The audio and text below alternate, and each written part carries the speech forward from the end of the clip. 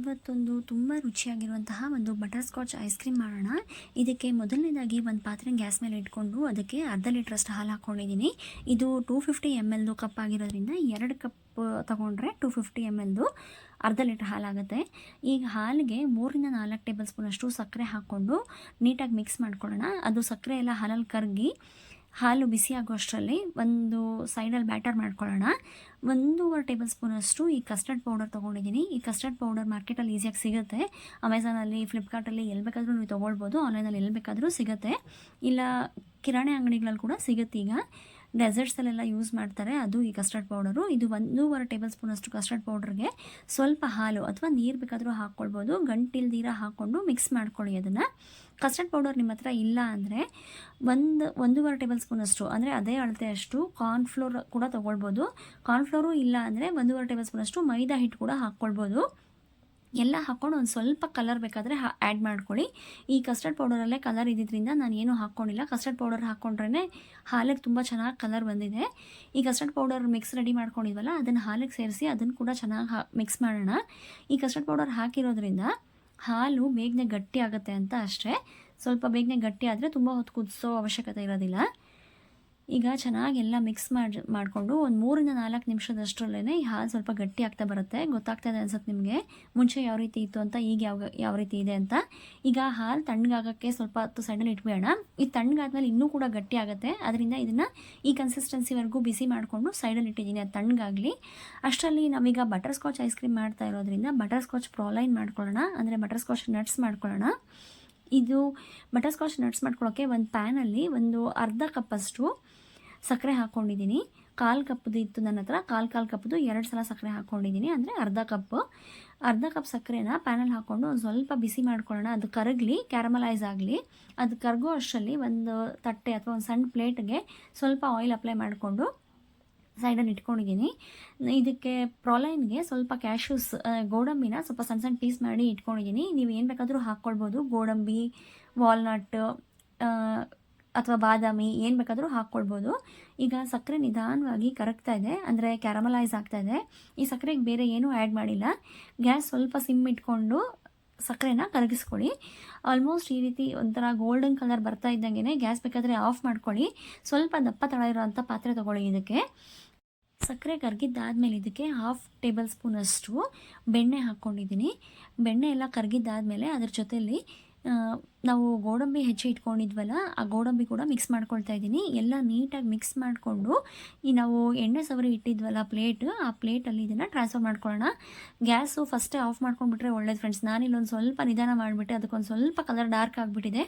ಆದರೆ ನೀವು ಇನ್ನು ಸ್ವಲ್ಪ ಬೇಗನೆ ಗ್ಯಾಸ್ ಆಫ್ ಮಾಡ್ಕೊಳ್ಳಿ.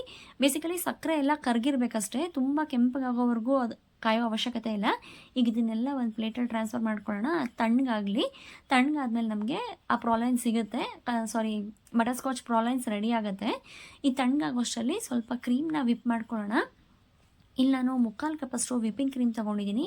ನಾವು ಕೇಕ್ ಮಾಡೋಕ್ಕೆಲ್ಲ ಬಳಸ್ತೀವಲ್ಲ ಅದೇ ವಿಪ್ಪಿಂಗ್ ಕ್ರೀಮು. ಈ ವಿಪ್ಪಿಂಗ್ ಕ್ರೀಮ್ ಸಿಕ್ಕಿಲ್ಲ ಅಂದರೆ ಫ್ರೆಶ್ ಕ್ರೀಮ್ ಸಿಗುತ್ತಲ್ಲ ಅಮೂಲ್ದು, ಅದು ಯಾವ್ದು ಬೇಕಾದರೂ ತೊಗೊಳ್ಬೋದು ನೀವು.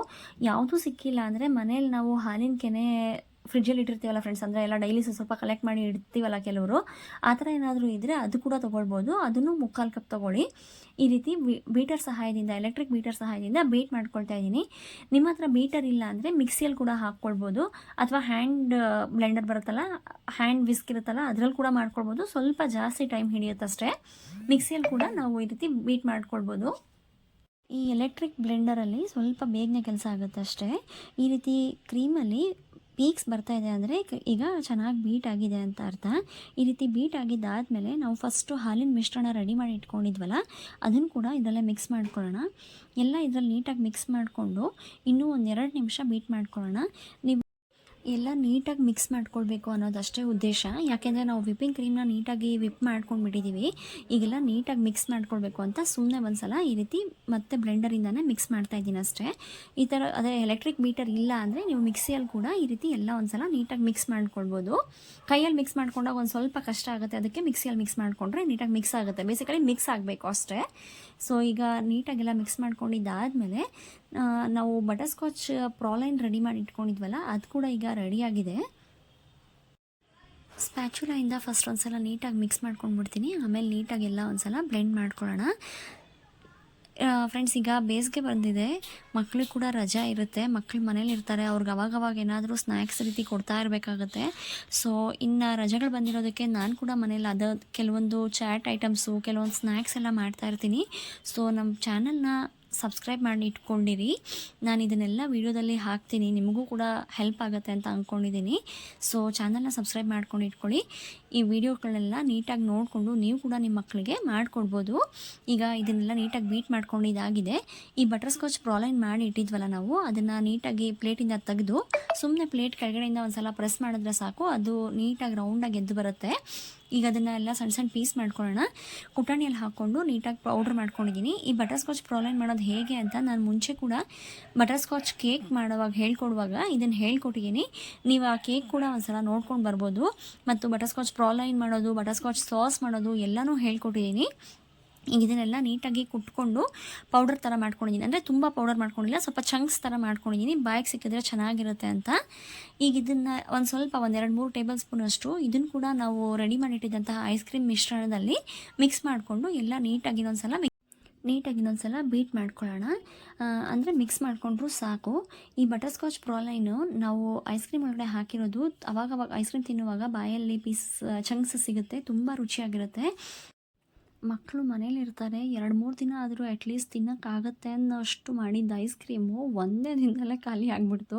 ಅಷ್ಟು ಚೆನ್ನಾಗಾಗಿತ್ತು ಬಟರ್ ಸ್ಕಾಚ್ ಐಸ್ ಕ್ರೀಮು. ನೀವು ಕೂಡ ಮನೇಲಿ ಟ್ರೈ ಮಾಡಿ ಹೇಗಾಗಿತ್ತು ಅಂತ ನಂಗೆ ತಿಳಿಸೋದು ಮರಿಬೇಡಿ. ಈಗ ನೀಟಾಗೆಲ್ಲ ಮಿಕ್ಸ್ ಮಾಡ್ಕೊಂಡಿದ್ದಾದಮೇಲೆ ಇದಕ್ಕೆ ಒಂದು ಸ್ವಲ್ಪ ಬಟರ್ ಸ್ಕಾಚ್ ಎಸೆನ್ಸ್ ಹಾಕ್ಕೊಳ್ತಾ ಇದ್ದೀನಿ. ನಿಮ್ಮ ಹತ್ರ ಬಟರ್ ಸ್ಕಾಚ್ ಎಸೆನ್ಸ್ ಇಲ್ಲ ಅಂದರೆ 1-2 ಏಲಕ್ಕಿನ ಪುಡಿ ಮಾಡಿ ಕೂಡ ಹಾಕ್ಕೊಳ್ಬೋದು. ಅಥವಾ ಇನ್ಯಾವುದಾದ್ರೂ ಬೇರೆ ಎಸೆನ್ಸ್ ಇದ್ದರೆ, ವೆನಿಲಾ ಎಸೆನ್ಸು ಯಾವುದಾದ್ರೂ ಇದ್ದರೆ 1-2-3 ಡ್ರಾಪ್ ಆ್ಯಡ್ ಮಾಡ್ಕೊಳ್ಳಿ. ಎಲ್ಲ ನೀಟಾಗಿ ಒಂದು ಸಲ ಬೀಟ್ ಮಾಡಿಕೊಂಡು, ಆದರೆ ನೀವು ಮಿಕ್ಸಿಯಲ್ಲಿ ಮಾಡೋದಾದರೆ ಪ್ರತಿ ಸಲ ಈ ಥರ ಸ್ಟಾಪ್ ಮಾಡಿ ಮಾಡಬೇಕು ಅಂತಿಲ್ಲ, ಒಂದೇ ಸಲ ಎಲ್ಲ ಹಾಕ್ಕೊಂಡು ಮಿಕ್ಸಿಯಲ್ಲಿ ಗ್ರೈಂಡ್ ಮಾಡ್ಕೊಳ್ಬೋದು. ಬಟರ್ ಸ್ಕಾಚ್ ಪ್ರಾಲೈನ್ ಮಾತ್ರ ಹಾಕ್ಕೊಳ್ಬೇಡಿ. ಫಸ್ಟು ಮಿಕ್ಕಿದೆಲ್ಲ ಹಾಕ್ಕೊಂಡು 2 ಅವರ್ ಫ್ರೀಸರಲ್ಲಿ ಇಟ್ಟಿದ್ದೆ. ನೋಡಿ, ಈಗ 2 ಅವರ್ ಆದಮೇಲೆ ಈ ರೀತಿ ಸ್ವಲ್ಪ ಗಟ್ಟಿಯಾಗಿದೆ, ಅಂದರೆ ಸ್ವಲ್ಪ ಸೆಟ್ ಆಗಿತ್ತು, ಐಸ್ ಕ್ರೀಮ್ ಆಗಿ ಸೆಟ್ ಆಗಿತ್ತು. ಇನ್ನೂ ಅದು ಪೂರ್ತಿ ಸೆಟ್ ಆಗಿರಲಿಲ್ಲ. ಆ ಟೈಮಲ್ಲಿ ಮತ್ತೊಂದು ಸಲ ಹೊರಗಡೆ ತೆಗೆದು ನೀಟಾಗಿ ಬೀಟ್ ಮಾಡ್ಕೊಳ್ತಾ ಇದ್ದೀನಿ. ಈಗ ನೀವು ಕೂಡ ಈ ರೀತಿ ಮಿಕ್ಸಿನಲ್ಲಿ ಎಲ್ಲ ನೀಟಾಗಿ ಮಿಕ್ಸ್ ಮಾಡಿಕೊಂಡು ಗ್ರೈಂಡ್ ಮಾಡಿಕೊಂಡು ಈ ಸೆಕೆಂಡ್ ಸ್ಟೆಪ್ ಮಾಡಿದ್ದಾದಮೇಲೆ ಇವಾಗ ಬೇಕಾದರೆ ಬಟರ್ ಸ್ಕಾಚ್ನ ಆ್ಯಡ್ ಮಾಡ್ಕೊಳ್ಳಿ. ಇಲ್ಲಾಂದರೆ ಪದೇ ನಾವು ಮಿಕ್ಸಿಯಲ್ಲಿ ಹಾಕ್ಕೊಂಡಾಗ ಬಟರ್ ಸ್ಕಾಚ್ ಎಲ್ಲ ಕ್ಲೀನಾಗಿ ಪೌಡರ್ ಆಗಿಬಿಡುತ್ತೆ. ಸೊ ಈ ಸ್ಟೇಜಲ್ಲಿ, ಅಂದರೆ 2 ಅವರ್ ಫ್ರೀಸರಲ್ಲಿ ಇಟ್ಟು ಹೊರಗಡೆ ತೆಗಿತೀರಲ್ಲ, ಆ ಟೈಮ್ನಲ್ಲಿ ಬಟರ್ ಸ್ಕಾಚ್ ಪ್ರಾಲೈನ್ನ ಆ್ಯಡ್ ಮಾಡ್ಕೊಳ್ಳಿ. ಈಗ ಇದನ್ನೆಲ್ಲ ನೀಟಾಗಿ ಬೀಟ್ ಆಗಿದ್ದಾದಮೇಲೆ ಇದನ್ನು ತೆಗೆದು ಒಂದು ಬಾಕ್ಸಲ್ಲಿ ಸೆಟ್ ಮಾಡಿಡ್ತಾ ಇದ್ದೀನಿ. ನಾವು ಈ ಐಸ್ ಕ್ರೀಮ್ನ ಬಾಕ್ಸಲ್ಲಿ ಬೇಕಾದರೂ ಸೆಟ್ ಮಾಡ್ಬೋದು, ಅಥವಾ ಪೇಪರ್ದು ಕಪ್ಸ್ ಬರುತ್ತಲ್ಲ ಅದರಲ್ಲಿ ಕೂಡ ನಾವು ಮಾಡ್ಬೋದು, ಅಥವಾ ಈಗೆಲ್ಲ ಪ್ಲಾಸ್ಟಿಕ್ದು ಮೌಲ್ಡ್ಸ್ ಸಿಗ್ತಾಯಿದೆ ಐಸ್ ಕ್ರೀಮ್ದು, ಅದರಲ್ಲಿ ಕೂಡ ರೆಡಿ ಮಾಡ್ಬೋದು. ನಿಮಗೆ ಯಾವುದು ಅವೈಲೇಬಲ್ ಇದೆ ನಿಮ್ಮ ಹತ್ರ ಅದರಲ್ಲಿ ಮಾಡ್ಕೊಳ್ಳಿ. ನಾನೀಗ ಒಂದು ಬಾಕ್ಸ್ ತೊಗೊಂಡಿದ್ದೀನಿ ಪ್ಲಾಸ್ಟಿಕ್ದು, ಸ್ವಲ್ಪ ಟೈಟ್ ಆಗಿರುವಂತಹ ಬಾಕ್ಸ್, ಅಂದರೆ ಮುಚ್ಚಳ ಸ್ವಲ್ಪ ಗಟ್ಟಿಯಾಗಿರುವಂತಹ ಬಾಕ್ಸ್ ತೊಗೊಳ್ಳಿ. ಆ ರೀತಿ ಬಾಕ್ಸ್ ತೊಗೊಂಡು ಅದರೊಳಗಡೆ ನಾವು ರೆಡಿ ಮಾಡಿಟ್ಟಿರುವಂಥ ಎಲ್ಲ ಮಿಶ್ರಣನ ಅದರಲ್ಲಿ ಪೌರ್ ಮಾಡ್ಕೊಳ್ಳೋಣ. ಈಗಂತೂ ತುಂಬ ಮೌಲ್ಡ್ಸ್ ಸಿಗ್ತಾ ಇದೆ. ಮೀಶೋನಲ್ಲಿ, ಅಮೆಝಾನಲ್ಲೆಲ್ಲ ತುಂಬ ಆಫರ್ಗಳು ಕೂಡ ನಡೀತಾ ಇದೆ. ಅಲ್ಯೂಮಿನಿಯಂ ಮೌಲ್ಡ್ಸ್ ಕೂಡ ಸಿಗ್ತಾ ಇದೆ, ತುಂಬ ಚೆನ್ನಾಗಿರುತ್ತೆ. ನಾನಿವತ್ತು ಈ ಪ್ಲಾಸ್ಟಿಕ್ ಬಾಕ್ಸಲ್ಲೇ ಹಾಕ್ಕೊಳ್ತಾ ಇದ್ದೀನಿ, ಅಂದರೆ ಒಂದು ಫ್ಯಾಮಿಲಿ ಪ್ಯಾಕ್ ಥರ ರೆಡಿ ಆಗುತ್ತೆ ಅಂತ. ಎಲ್ಲ ಮಿಶ್ರಣ, ನಾವು ರೆಡಿ ಮಾಡಿಟ್ಟಿದ್ದಂಥ ಎಲ್ಲ ಮಿಶ್ರಣನ ಇದರಲ್ಲಿ ಮಿಕ್ಸ್ ಮಾಡಿ ನೀಟಾಗಿ ಟ್ಯಾಪ್ ಮಾಡಿ ಒಂದು ಸಲ ಕ್ಲೀನಾಗಿ ಸೆಟ್ ಮಾಡಿ, ಅದ್ರ ಮೇಲೆ ಕೂಡ ಇನ್ನು ಸ್ವಲ್ಪ ಬಟರ್ ಸ್ಕಾಚ್ ಹಾಕ್ಕೊಂಡು ರೆಡಿ ಮಾಡಿಕೊಂಡು ಗಾರ್ನಿಷ್ ಮಾಡಿಕೊಂಡು ಫ್ರೀಸರಲ್ಲಿ ಇಡ್ತಾಯಿದ್ದೀನಿ. ಸುಮಾರು 8ರಿಂದ 10 ಗಂಟೆ ಟೈಮ್. ನೀವು ಕೂಡ ಇದನ್ನು ಮಾಡ್ತೀರಾ ಈ ಸಲ ಸಮ್ಮರ್ಗೆ ಅಂತ ಅಂದ್ಕೊಂಡಿದ್ದೀನಿ. ಈಗ ಸ್ವಲ್ಪ ಬಟರ್ ಸ್ಕಾಚ್ ಪ್ರಾಲೈನ್ ಮಿಕ್ಕಿತ್ತಲ್ಲ, ಈ ಪ್ರಾಲೈನ್ನ ಇದ್ರ ಮೇಲೆ ಸ್ವಲ್ಪ ಹಾಕ್ಕೊಂಡು ಗಾರ್ನಿಷ್ ಮಾಡ್ಕೊಳ್ತಾ ಇದ್ದೀನಿ. ನಿಮ್ಗೆ ಎಷ್ಟು ಬೇಕೋ ಅಷ್ಟನ್ನು ಆ್ಯಡ್ ಮಾಡ್ಕೊಳ್ಬೋದು. ಇದ್ರ ಮೇಲೆ ಒಂದು ಕವರ್ ಹಾಕ್ಕೊಂಡು ಆಮೇಲೆ ಮುಚ್ಚಳ ಹಾಕ್ಕೊಳ್ತಾ ಇದ್ದೀನಿ. ಈ ರೀತಿ ನೀವು ಬೇಕಾದರೆ ನಿಮ್ಮ ಹತ್ರ ಅಲ್ಯೂಮಿನಿಯಂ ಫಾಯಿಲ್ ಇದ್ದರೆ ಅದರಿಂದ ಬೇಕಾದರೆ ಕವರ್ ಮಾಡ್ಕೊಳ್ಬೋದು. ಇಲ್ಲಾಂದರೆ ಈ ಬಾಕ್ಸ್ನ ನೀಟಾಗಿ ತೆಗೆದು ಒಂದು ಕವರಲ್ಲಿ ಕೂಡ ಇಟ್ಟು ಅದನ್ನು ನೀಟಾಗಿ ಪ್ಯಾಕ್ ಮಾಡಬೇಕು, ಒಂದು ಸ್ವಲ್ಪನೂ ಗಾಳಿ ಆಡ್ದಿರ ಹಾಗೆ. ಆವಾಗ ಫ್ರೀಸರಲ್ಲಿ 8-10 ಅವರ್ ಆದಮೇಲೆ ನಮ್ಮ ಐಸ್ ಕ್ರೀಮ್ ರೆಡಿ ಆಗಿರುತ್ತೆ. ಈ ರೀತಿ ಯಾಕೆ ಮಾಡೋದು ಅಂದರೆ ಐಸ್ ಕ್ರೀಮ್ ಮೇಲೆ ಬಾಕ್ಸ್ ಒಳಗಡೆ ಐಸ್ ಕ್ರಿಸ್ಟಲ್ಸ್ ಫಾರ್ಮ್ ಆಗಲ್ಲ ಅಂತ ಈ ರೀತಿ ನೀಟಾಗಿ ಪ್ಯಾಕ್ ಮಾಡ್ಕೊಳ್ಳೋದು ತುಂಬ ಅವಶ್ಯಕತೆ ಇರುತ್ತೆ. ಈಗ ಐಸ್ ಕ್ರೀಮ್ ರೆಡಿ ಆಗಿದೆ, ಓವರ್ನೈಟ್ ಎಲ್ಲ ಫ್ರೀಸರಲ್ಲಿತ್ತು. ಈಗ ರೆಡಿ ಆಗಿದೆ ಐಸ್ ಕ್ರೀಮು. ಈ ರೀತಿ ನೀಟಾಗಿ ಸ್ಕೂಪಿಂದ ತಗೊಳ್ತಾ ಇದ್ದೀನಿ. ತುಂಬ ರುಚಿಯಾಗಿರುವಂತಹ ತುಂಬ ಡೆಲಿಷಿಯಸ್ ಆಗಿರುವಂತಹ butter scotch ice cream is ready to serve. ಇದನ್ನೀಗ ಒಂದು ಬೌಲಲ್ಲಿ ಹಾಕ್ಕೊಂಡು ಸರ್ವ್ ಮಾಡ್ಕೊಳ್ತಾ ಇದ್ದೀನಿ. ಅದರ ಟೆಕ್ಸ್ಚರ್ ನೋಡಿ ನಿಮಗೆ ಗೊತ್ತಾಗ್ತಾ ಇರಬೇಕು ಹೇಗಾಗಿದೆ ಐಸ್ ಕ್ರೀಮ್ ಅಂತ. ಟೆಕ್ಸ್ಚರ್ ನೋಡಿದ್ರೇ ಗೊತ್ತಾಗುತ್ತೆ. ತುಂಬ ರುಚಿಯಾಗಿತ್ತು. ತುಂಬ ನೀಟಾಗಿ ಹೈಜಿನಿಕ್ ಆಗಿ ನಾವು ಮಕ್ಕಳಿಗೆ ನಮ್ಮ ಕೈಯಿಂದ ಮಾಡಿಕೊಟ್ರೆ ನಮಗೆ ಸಂತೋಷ ಆಗುತ್ತಲ್ಲ, ಮಕ್ಳಿಗೆ ಕೂಡ ಖುಷಿ ಆಗುತ್ತೆ ನಮ್ಮಮ್ಮ ಐಸ್ ಕ್ರೀಮ್ ಮಾಡಿದರು ಅಂತ.